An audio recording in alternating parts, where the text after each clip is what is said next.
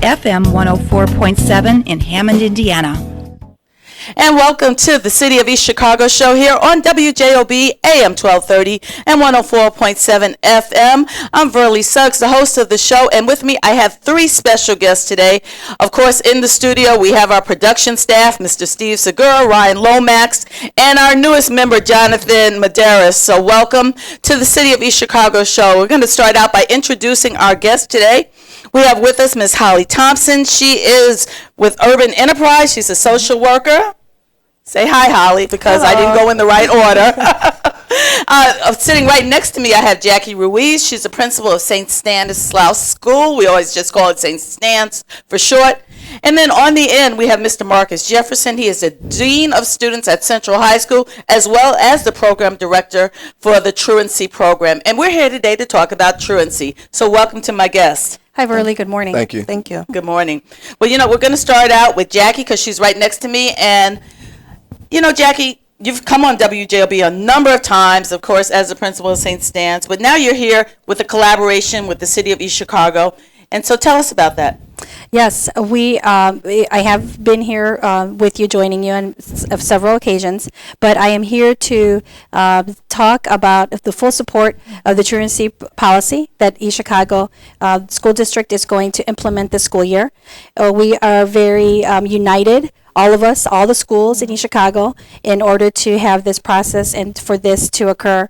And I think it's very important for the parents to know that we're in full support. All the schools are on the same page, and that we're going to be united, and that we're going to do everything we can for the children of East Chicago so that they can have a very good education. Wonderful. Now we're going to skip over you, Holly, and come back, of course, because that social work component is very important. But we want to go to Mr. Jefferson because he actually is the program director. And tell us a little bit about this program and how it came about in the City of East Chicago. Well, the program is Project Second Start. It is a truancy prevention intervention program. It doesn't serve as much as a punitive program, but we're trying to step in and really help families and offer them the support that they will need to make sure that the home is supported, and therefore the expectation of students having a 95% attendance rate is on board, and that's what we're trying to implement in East Chicago at this time. Okay, so we have a social worker, and that's Miss Holly Thompson. And tell us about that social work component. Well, I think that it's very important for the social piece when we're going to provide interventions. A lot of times when students are absent from school, you have to look into why they're absent, what is causing the absenteeism. And sometimes this family does need additional support. It can be transportation, it could be, family services, uniforms. It can be a myriad of reasons that they are not there, but it kind of allows us to give them the extra support that they need in order for the child to attend school. Great. So Marcus, tell us about the fact that, you have East Chicago Central, one of the public schools in East Chicago, and then you have, of course, Miss Ruiz here from a Catholic school. How did this collaboration come about? About a year ago, I say back in March, I was transferred to one of the elementary schools in East Chicago, and the mayor of our city, Mayor Anthony Copeland, he walks to City Hall some days. So one day I get out of my vehicle and I'm going into the workplace, and I see a gentleman that says, "Hey, Coach." And I'm like, "Is that the mayor?" And I didn't really want to stop the guy and say, because I didn't really recognize who he was. So it was another day I was going to the bank, and I saw the same guy with the jacket and the hat on. And I said, "Mr. Mayor, was that you who spoke to me the other day?" Did he have a bunch of bodyguards around him while he's No. walking? He's just walking. He's beating the streets. And I said, "Mr. Mayor, was that you who spoke to me the other morning when I was going to Harrison Elementary?" He says, "Yeah, that was me." I said, "Well, I don't want to take up too much of your time, but I have some things I would like to run past you if given the opportunity to speak with you." He said, "You know what I want you to do? I want you to go across the street. I want you to make an appointment with my secretary, and I'm more than interested to hear what you have to say." And I said, "Great." And so I set up the appointment. So you talked to Irene, because we have to give a shout out to Irene. All right. She does a fantastic job. Yes, she does. And so he took the meeting with me. I met with his chief of staff and met with the director of the Parks Department, and I laid out everything to him and the staff. And he says, "Sound like a great idea." He said we have to map out some things. We're getting Judge Sonia Morris on board, and if that can take place, then we have a great thing we're looking forward to. And Now, was that's the this a process. nationwide program that you had read about, or was it something that you just came up with? It's not something that I came up with. Back in 2013, I was hired at Gary Roosevelt, which is currently Theodore Roosevelt College and Career Academy. At the time, they were a takeover school by the Indiana Department of Education, and they saw it best fit to have a truant officer to service that school in efforts of bringing up the academic grade that they had at the time, which was an academic grade of an F. And from 2012, which the contract was entered, up until 2018, I believe, they are now an academic school of A. So without having a truancy program and having a truancy officer to really enforce the fact that attendance is a large piece of the academic success, they would not have an academic grade of A. So that's where I got the experience working in the city of Gary with their truancy program, with Project Rebuild, and with Judge Inga Lewis. So that's where I got the experience. Well, Jackie, you know, when parents send their kids to Catholic school, usually, you know, they're paying tuition or they're getting a voucher, and you don't really expect there to be so many problems with truancy. But is that something you're finding, that truancy is a huge issue there? We have our handful of parents and students that have problems, but like Holly said, the reasons for that is because maybe they work two shifts, two jobs, and they can't get the child to school the next morning on time or at all, or their car breaks down, they only have one vehicle, and there's, you know, a big family, so they're all trying to get to their many places, and school is probably the last place on their list. So there are a handful of families that we do, you know, try to work with, but we try to do everything we can for them, and I think Holly brings a good point about that's what we're here to say. Okay, well, if you have a problem, let's come up with a solution, but we need your child here at school every single day and on time. All right, so when we talk about implementing, you know, the truancy program and, of course, bringing Judge Sonia Morris in, so there's a legal aspect to a child not attending school. Sometimes, you know, most times the parents are held responsible and could end up in court over this. How does your program handle this whole issue of truancy? Okay, well, we've been meeting since December, and we meet every third Thursday of the month. Since March, we've been meeting every Thursday of every week, and we have brought in a lot of community partners to come in and step in to service families. At the moment, we're working with the Indiana Parenting Institute. We are working with the Gymnast program. We are working with the Foundations of East Chicago. We are working with Moms in Charge.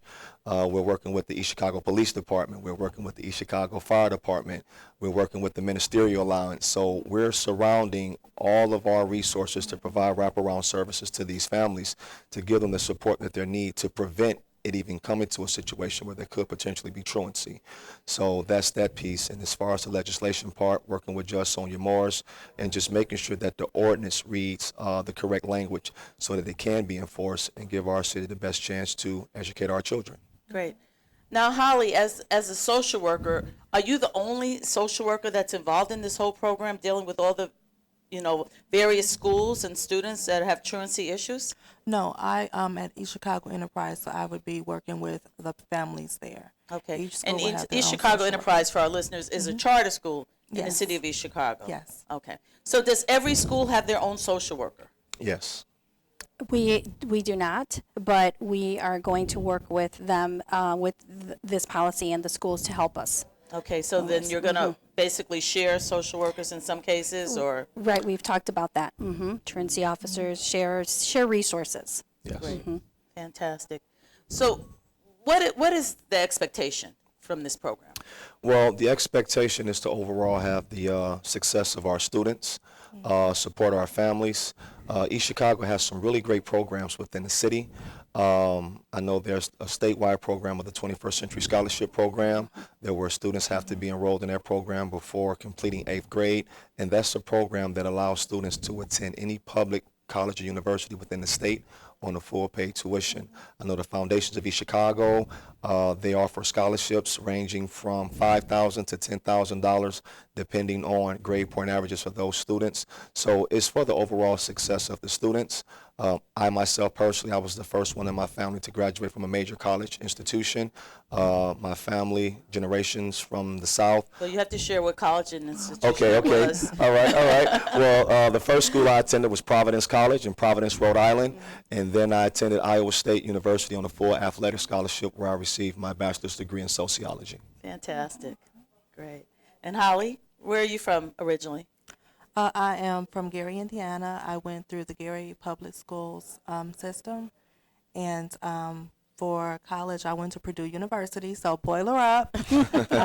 And my background was in business, and because I come from a family of educators, I always kind of had a heart to be in education. So I returned to school, first becoming a teacher for the school city of Hammond, and then I worked with a lot of my kids who were interested in going to college but not how to pursue it.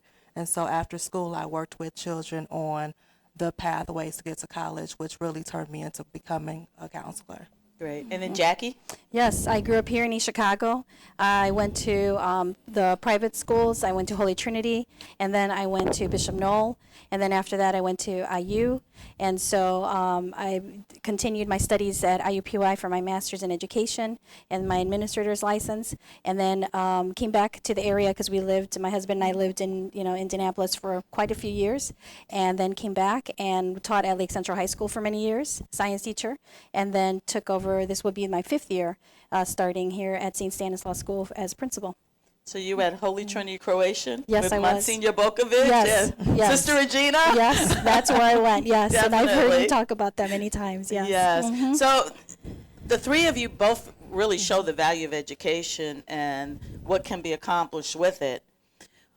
What is your biggest challenge, Marcus? You know, I would say that the city as a whole has warmly embraced this program. I haven't seen many challenges. All of the support from the mayor's office to the superintendent of East Chicago Public Schools, Dr. Paige McNulty, to Ms. Ruiz, to Ms. Principal Askew, to even Mr. Tyler Rackey over at Lighthouse Academies of East Chicago. Everyone has adopted this program with such a warm embrace. I haven't come up against much adversity or challenge in this program because I think everyone sees that it's definitely needed at this time. Fantastic. Holly, any challenges over at Urban Enterprise Academy? We have had some challenges with tardiness, and we have a handful of families who do have chronic absenteeism. The challenge that I found is sometimes when you work with the families, you go through the steps, but some families are open to receiving the help, and then some are not open. And so once you have gone through all those avenues trying to provide assistance is what's next. So I think this program kind of gives a format as into how to help these students, what preventions can be provided, and it gives a unified effort. It's not just this is what this school is doing, but this is what the city of East Chicago is doing. Great. And Jackie, any challenges over there at St. Stan's? I think that one of our challenges is that a lot of the students, they find it very difficult. I think with the transition when they come from maybe different schools, or even if they start with us very little, it's hard. They struggle because we ask them for so many things, a good routine, a good procedure, a good academic, foundation. And so I think sometimes it's the giving up. Like, I just want to give up, or like I want to quit.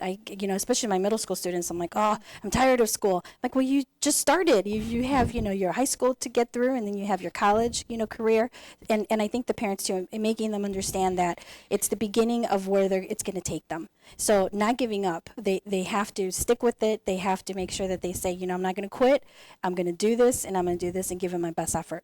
Great. So, Marcus, if you had to send a message out to the parents right now who are listening either via here at WJOB or on ECTV, what would you tell them as far as the importance of their child attending school and this truancy program? Okay, well, what I would share with them is that the slogan for the program has been connecting, directing, and protecting. Project Second Start, where we are connecting with families. Project Second Start, where we're directing families to wraparound services, to help you and your family in the time of need. And Project Second Start, well, we are protecting our investment, which is our children, by giving them the highest quality of education that we can within the city of East Chicago. And we're excited about everything that's going on in East Chicago. And Holly, anything you want to share with the parents out there? And the students, they're home from school now, they may be tuning in. I just would like to say I think it's a wonderful program. I think what the program provides is what each school has been trying to do separately. And I think any time that you can take the entire community and bring all of those resources together on one accord, that we are going to have great and positive results. Great. Jackie? We have great things happening in Chicago. I think that, like Holly says here, we're all united, and so it'll be very nice that all the parents, if you have questions, ask any of our schools. But we are all here to help you, and we are here to really support this program together. Great. Well, let's go to the phone lines. We have Dave who's waiting to speak to you. Good morning, Dave. You're on the air. Good morning, Bruce. Good morning, everyone. Hi, good morning. Good. You were talking about truancy and attendance. Is that, and correct me if I'm wrong, isn't that one of the criteria in regards to the funding matrix from the state and the federal? You know, you have a teacher evaluation, you have, of course, GPA, you have attendance. Isn't that's all part of, again, the state and federal funding mechanism? And you're part of the criteria is to maintain things to a certain level, and I hate to say it, but a lot of the times it all comes down to money, and there is a matrix that they use for funding. So if you could kind of touch on that a little bit, I'd appreciate it. Thanks. We'll turn that over to you, Jackie, as a principal of the school. Yes, Dave, you are correct. There is a formula, and for example, like my school, if we are accredited, and we do have to do everything the state of Indiana asks us, the public schools, to do. So all the reports have to be filed. Attendance has to be at the 95% or higher in order for us to continue to be accredited and to be funded. So you are correct. So it's very important that we have our students there and that they understand the importance of coming to school every single day. Anyone else want to weigh in on that? Okay. Well, Dave, we appreciate your call. Thank you.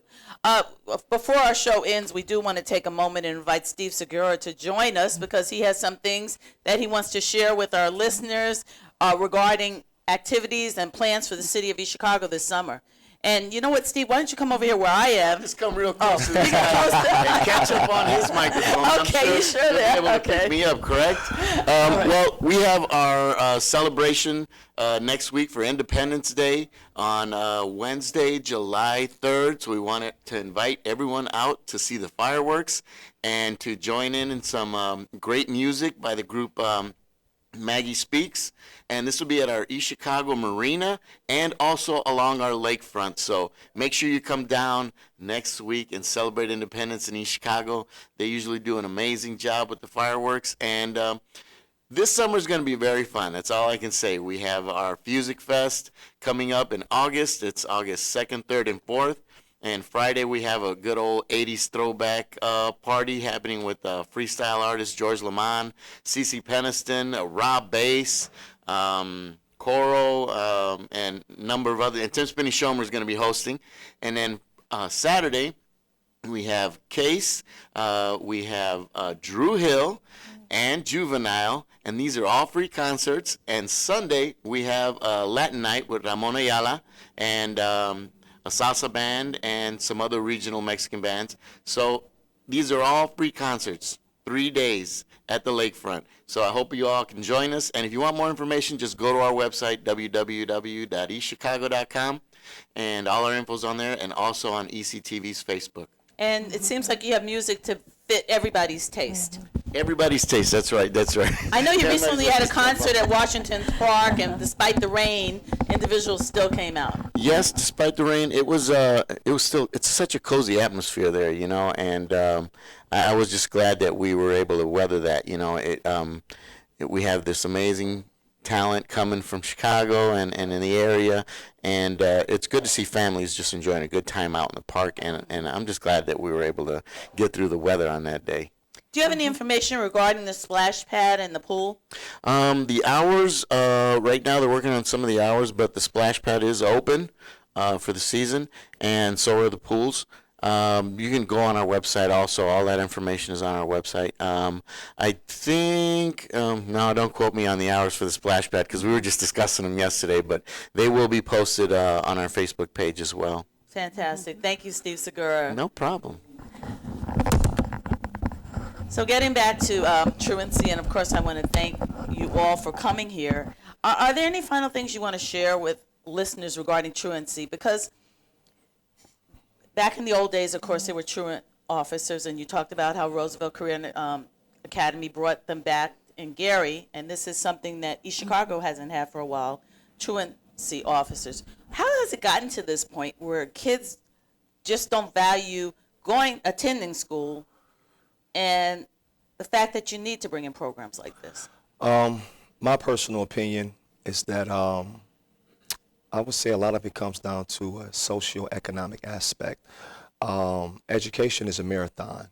A lot of the people of our community which we serve and in other urban communities, we're trying to get the families and these students to envision a marathon when they technically have a sprinter's mindset where it's survival, where you wake up on a daily basis, you're trying to find your daily bread and actually try to focus on education when majority of the families do not have households that are headed by parents that have actual college degrees. So there's a challenge, and it's not that our parents aren't successful, it's just that we're trying to get the child to envision something that they don't see on a daily basis. If we lived in a community where there were plenty of doctors and lawyers and molecular scientists and physicists, then maybe our children can say, hey, that's a career I want to pursue. So the people that they see on a daily basis that have these careers based off of education, which are the people within the schools. So we have to set forth the precedence of we are the example, we're here to help you guys,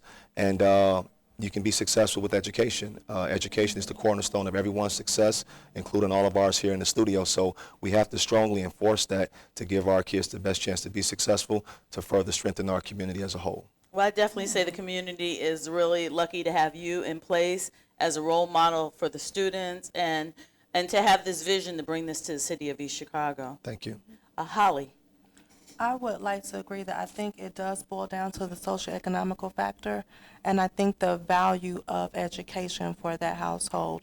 As I kind of reflect on the families that I really had success with who were having truancy problems, it boiled down to not just talking with that child about attendance, but looking at what was going on in the home, speaking with the parents, developing relationships, and providing them services where they saw me as an aspect and a help versus being an adversarial relationship. Great. And then Jackie? Yes, I think that society and the children of today, I have, two of my own versus when we grew up, it has changed a lot. And so as parents, like right now of a teenager and an 11-year-old, you're dealing with different topics and issues that we didn't have to deal with when we were little. So we're trying to figure all that out. And sometimes I think the children get wrapped up in like, well, I think I can do something else and maybe stay home and play games versus really go to school because it's boring and I don't really care for my teachers and, why am I there? So they come up with all these, reasons of why not to maybe come to school. But we're all trying to figure out why it has changed so much. But our generation, our children of today are way different than when we were children. But we're all trying to get to that, point and say, okay, well, maybe we could change our curriculum. Maybe we can involve more technology. Maybe we could do some really innovative things in the classroom. So that way they are here with us. So when you look at St. Stanislaus, been around for a number of years. I think my 40-some-year-old went there to preschool. Yes. And what's your enrollment like? Right now, my enrollment is a little bit over 200, so that's where we're at, and that's usually where we fall every single year. Just, maybe 234 at the most, like around there. Did you replace Miss Lowry? Was she the principal prior to you, or was she there a few before you? A few before me was Miss Verlie that I Okay. replaced, yes. So, where the biggest component of ours is our education, but it's also faith. The Catholic tradition of who we are when we come to the school. And this year, Father Nestor Verone from St. Mary's in East Chicago is coming over to be the administrator because Monsignor Sikierski, he is retiring. Finally retiring. Finally retiring. So we have somebody new coming in. So, for example, he is a Colombian priest and he is a Spanish speaker. And so he's going to have masses instead of 1 day a week. We're going to have masses 2 days a week with the children. So that changes my schedule. That changes the whole outlook of the school. But it's the change that a new pastor brings with them. So this is a little bit off topic, but maybe not so much. We all know what's going on with the immigration issue, and we know in East Chicago there are a lot of students who may be part of families that parents may be undocumented. And you brought up St. Mary's, and that's why, Father Gibson, I know that was a big thing with him supporting the undocumented citizens of East Chicago. Do you find that that's part of the truancy issue, is maybe the fear that the children have that, they go to school and something might happen while they're in school? Well, I speak for my school, St. Stan's, and Monsignor and I had a conversation when all this was going on, and he said, this is a safe place. We will never turn anybody away. This is what we do. This is who we are. This is our faith. And so these families and these children here are always welcome. Great. I mean, that was what we said. Great. And at Urban Enterprise Academy, and what's your enrollment there right now? We're approximately 430 students. With the migration, the principal actually did talk with the students, and I think reaching out to the students and letting them know what was going on and that it was a safe place and they can come talk to us. I think they feel safe when they come to school in regards to that. Great. And Marcus at Central High School? I would say we're somewhere close to or right beneath 1,200 students.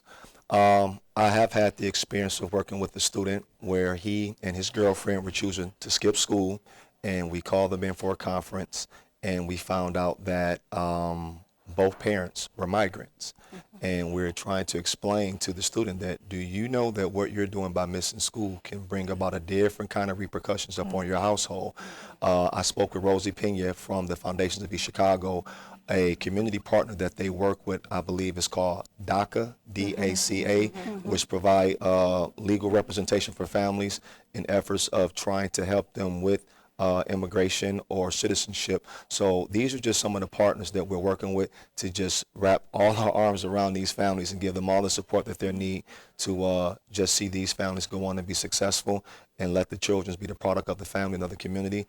And that's what we're here to do, which is simply help. Great. Well, I want to thank you for coming on WJOB. Of course, this is the City of East Chicago show. I'm Verlie Suggs. We'll be back every fourth Friday here at WJOB. Stay tuned for Veterans Views, our award-winning veterans program here on WJOB, AM 1230 and 104.7 FM. Until next time,